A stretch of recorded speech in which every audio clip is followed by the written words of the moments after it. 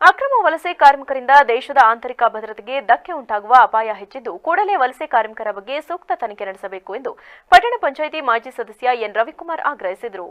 ಅರ್ಕಲಗೂಡಿನಲ್ಲಿ ಸೋಮವಾರ ಪತ್ರಿಕಾಗೋಷ್ಠಿಯಲ್ಲಿ ಮಾತನಾಡಿದ ಅವರು, ತಾಲೂಕಿಗೆ ಇತ್ತೀಚಿನ ದಿನಗಳಲ್ಲಿ ಅಸ್ಸಾಂ ರಾಜ್ಯದ ಹೆಸರು ಹೇಳಿಕೊಂಡು ವಲಸೆ ಬರುತ್ತಿರುವ ಕಾರ್ಮಿಕರ ಸಂಖ್ಯೆ ಹೆಚ್ಚುತ್ತಿದೆ. ವಲಸೆ ಕಾರ್ಮಿಕರಲ್ಲಿ ಕೆಲವರು ಹೈದರಾಬಾದ್ ಹೆಸರು ಹೇಳಿದ್ರೆ ಆಧಾರ್ ಕಾರ್ಡ್ನಲ್ಲಿ ಬೇರೆ ಊರಿನ ಮಾಹಿತಿ ಇದೆ. ಇನ್ನು ಕೆಲವರು ಅಸ್ಸಾಂ ರಾಜ್ಯದವರೆಂದು ಹೇಳುತ್ತಾರೆ, ಆದರೆ ಅವರ ಬಳಿ ಯಾವುದೇ ಮಾಹಿತಿ ಇಲ್ಲ. ಅಸ್ಸಾಂ ರಾಜ್ಯದ ಹೆಸರು ಹೇಳಿಕೊಂಡು ಬರುತ್ತಿರುವವರು ಬಾಂಗ್ಲಾದೇಶದ ಅಕ್ರಮ ವಲಸಿಗರೆಂಬ ಶಂಕೆ ವ್ಯಕ್ತವಾಗಿದೆ. ಅಕ್ರಮ ವಲಸಿಗರ ಕುರಿತು ತನಿಖೆ ನಡೆಸುವಲ್ಲಿ ಕಾರ್ಮಿಕ ಇಲಾಖೆ, ಪೊಲೀಸ್ ಇಲಾಖೆ ಹಾಗೂ ತಾಲೂಕು ಆಡಳಿತ ಸಂಪೂರ್ಣ ವಿಫಲವಾಗಿದೆ.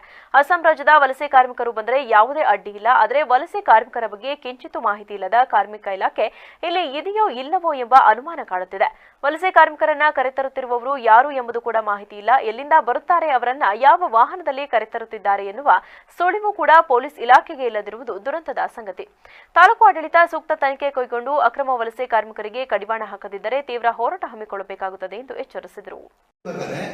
ಅವರಿಗೆ ಒಂದು ವೇಷಭೂಷಣ, ಅಸ್ಸಾಮಿ ವೇಷಭೂಷಣ ಇರ್ತದೆ, ಅಸ್ಸಾಮಿ ಭಾಷೆ ಇರ್ತದೆ, ಅಸ್ಸಾಮಿ ಸಂಸ್ಕೃತಿ ಇರ್ತದೆ. ಇದ್ಯಾವುದೂ ಅವರಲ್ಲಿ ಕಾಣ್ತಾ ಇಲ್ವಲ್ಲ, ಏನಕ್ಕೆ?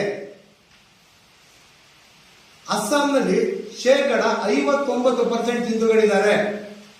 59% ಹಿಂದೂಗಳಲ್ಲಿ ಹೆಚ್ಚು ಹಿಂದೂಗಳು ಒಬ್ರು ಕಾಣಲ್ವಲ್ಲ, ಯಾಕೆ? ನೀವು ಬಂದಂತ ಸಂದರ್ಭದಲ್ಲಿ ಕೇವಲ ಒಂದೇ ಜನಾಂಗದಲ್ಲಿ ಬಡತನ ಬಂದಿದೆ ಅಸ್ಸಾಮಲ್ಲಿ. ಅಸ್ಸಾಮಿನ ಈ ವಿವಿಧ ಭಾಗಗಳ ಅಲ್ಲಿ ಎರಡು ಬಹಳ ಇದಾದಂತ ಎರಡು ಬುಡಕಟ್ಟುಗಳಿದೆ.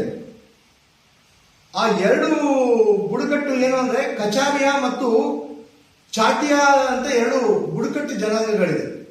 ಆ ಒಂದು ಗುಡ್ಡಗಾಡು ಪ್ರದೇಶದಲ್ಲಿ ಅವರು ಆ ಒಂದು ಎರಡು ಬುಡಕಟ್ಟು ಜನಾಂಗಗಳು ಇದೆ. ಆ ಬುಡಕಟ್ಟು ಜನಾಂಗಗಳು ಬಂದ್ರೆ ಅವ್ರ ಸಂಸ್ಕೃತಿನ ಇಲ್ಲಿ ಮೆರಿಬೇಕು, ತೋರಿಸ್ಬೇಕು. ಅವರಲ್ಲಿ ತುಂಬಾ ಬಡತನ ಇದೆ. ಅವರು ಬಂದಿರುವಂತ ಸಾಧ್ಯತೆಗಳು ಇಲ್ಲಿಲ್ಲ. ಹೋಗ್ಲಿ, ಇಷ್ಟೆಲ್ಲ ಪತ್ರಕರ್ತರು.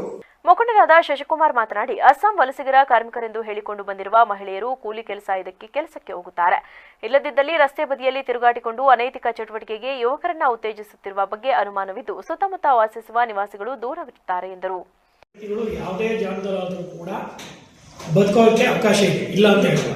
ಆದ್ರೆ ಇಲ್ಲಿ ಒಂದು ಸಂಶಯ ಯಾಕಪ್ಪ ಬರುತ್ತೆ ಅಂತಂದ್ರೆ, ಅಸ್ಸಾಂ ನಿಜವಾಗ್ಲೂ ಅಸ್ಸಾಂನವರೇ ಆಗಿದ್ರೆ ಖಂಡಿತ ಬಂದು ಇಲ್ಲಿ ವಾಸ ಮಾಡಲಿ, ಬೇಡ ಅಂತ ಹೇಳಲ್ಲ. ಅದಕ್ಕೆ ಆದಂತ ಒಂದು ಫಾರ್ಮಾಲಿಟೀಸ್ ಇದೆ. ತಾಲೂಕು ಕಚೇರಿಗೆ ಮಾಹಿತಿ ಕೊಡಬೇಕು, ಜಿಲ್ಲಾ ಕಚೇರಿಗೆ ಮಾಹಿತಿ ಕೊಡಬೇಕು. ಮಾಹಿತಿ ಕೊಟ್ಟು ನಾವು ಇಂಥ ಕಡೆಯಿಂದ ಬರ್ತಿದೀವಿ ಅಂತ ಹೇಳ್ಬೇಕು. ಆದ್ರೆ ಇಲ್ಲಿ ಒಂದು ಅನುಮಾನ ಏನಪ್ಪ ಬರುತ್ತೆ ಅಂತ ಅಂದ್ರೆ, ಪ್ರತಿ ತಿಂಗಳು 40ರಿಂದ 100 ಜನದಷ್ಟು ಜನ ವಲಸಿಗರು ಇಲ್ಲಿ ಬರ್ತಾ ಇದ್ದಾರೆ. ಇವರು ಅಸ್ಸಾಂನವರೇ ಅಂತ ಹೇಳಕ್ ಬರ್ತಾ ಇಲ್ಲ.